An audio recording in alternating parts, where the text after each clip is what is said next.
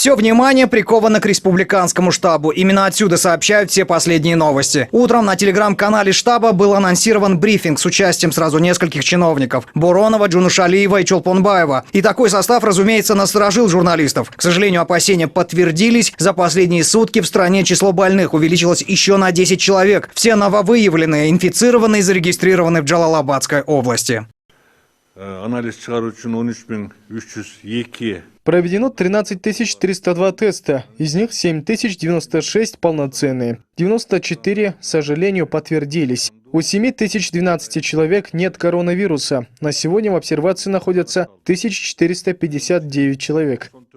По словам Боронова, граждане, несмотря на введенный режим ЧП, все еще несерьезно относятся к коронавирусной угрозе. В дневное время в столице некоторые жители игнорируют требования. Продолжают выходить на улицу далеко без острой необходимости. Многие выходят с детьми, гуляют в парках. В случае, если такое и дальше будет продолжаться, а самое главное, будет расти число зараженных, а тенденция сейчас складывается, что растет уже число контактных инфицированных, по словам первого вице-премьера, правительство не исключает, что нынешний режим будет еще более ужесточен. Возможно, будет увеличен период комендантского часа. Возможно, режим ЧП, как бы этого ни хотелось, придется продлить после 15 апреля. Пока же для обеспечения безопасности и регулирования карантинного режима в Бишкеке увеличено количество патрульных машин. Также будет введено пешее патрулирование улиц милиционерами, чтобы люди соблюдали условия ЧП и прекратили просто так выходить на улицу. Каждый раз мы доводим до горожан о том, что самоизоляция это для каждого нашего гражданина необходимо, но несмотря на это, сегодня не только те, которые по долгу службы приходится работать, и те, которые выходят для продуктов или для медикаментов в аптеку, но есть и те горожане, которые просто так, как вы уже вопрос задали, находятся на улице. На сегодняшний день, раньше было сказано, что увеличены патрульные маршруты по городу до 410, и на сегодняшний день принимаются меры. Я еще раз попросил бы наших горожан о том, что необходимо уважать себя, уважать наше общество и выполнять те требования, которые предусмотрены нашими Минздравом для санитарно-карантинных изоляций. Эффективность будет, результат эффективный будет, если мы сообща будем действовать. От кого что требуется, четкое выполнение тех требований всему населению, госорганам, частным компаниям. Если мы будем выполнять эти вещи, тогда у нас, я думаю, что будет результат. А если ситуация не изменится, я думаю, что это будет очень сложно для нас. И, естественно, будет, наверное, решение приниматься для того, чтобы продлевать сегодняшнее положение. Не дай бог, конечно, такого. Мы будем стараться, чтобы такого не было. Если у нас будет минимизировано вновь выявленных случаев, это будет один из критериев запрета карантина. Мы видим сейчас китайский опыт. Вы сами знаете, какие случаи. У них сейчас по всему Китаю где-то около 300 новых случаев. То есть это идет стабилизация ситуации.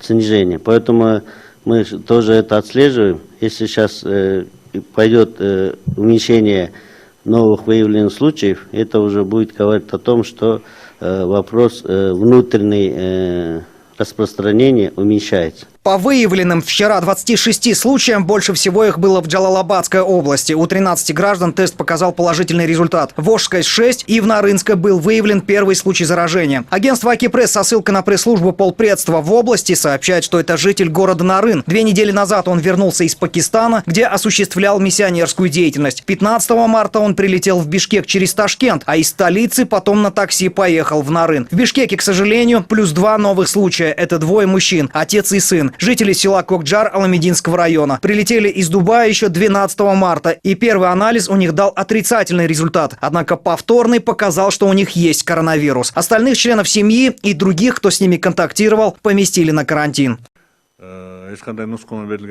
Был вопрос, а проверяли ли медики гражданина, который приехал из Пакистана, и почему пропустили без обсервации? В тот момент, когда он прибыл в Кыргызстан, Пакистан был в 3-й категории стран. При въезде ему дали предупреждение сидеть дома, не контактировать, и вы говорите, он за это время встретился со 150 людьми. Это вопрос ответственности. С сегодняшнего дня лица, которые нарушат домашний карантин, будут наказаны. Сейчас разрабатываются меры наказания, которые будут применены к ним.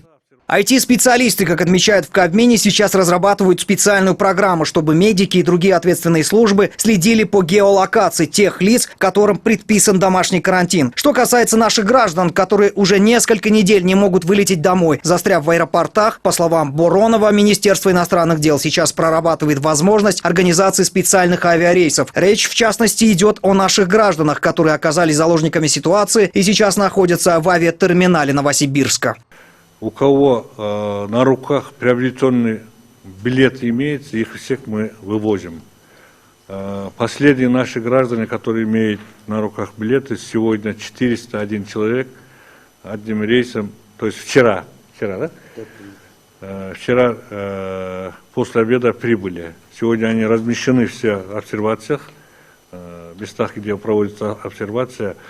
Готов ли Кыргызстан встретить всех своих граждан, которые находятся за рубежом?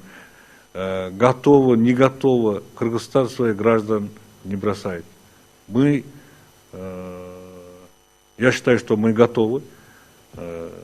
Мы все равно, если у кого будет желание, возможность вернуться в Кыргызстан, мы их встретим достойно, обеспечим соответствующим медицинским обслуживанием. И, естественно, мы будем о них заботиться. В скором времени, как отмечает Боронов, будут возобновлены грузоперевозки из Китая. С Пекином сейчас проводятся консультации. Кыргызская страна предлагает соседям открыть границу для пропуска товаров народного потребления. Что касается организации обеспечения медработников защитными костюмами и другими средствами, то чиновник заверил, что проблема практически уже решена. Если где-то на местах врачи остались без масок и так далее, то это будет ответственностью уже местных руководителей. Режим ЧП на тех территориях, где он введен, не должен стать препятствием для весенне-полевых работ.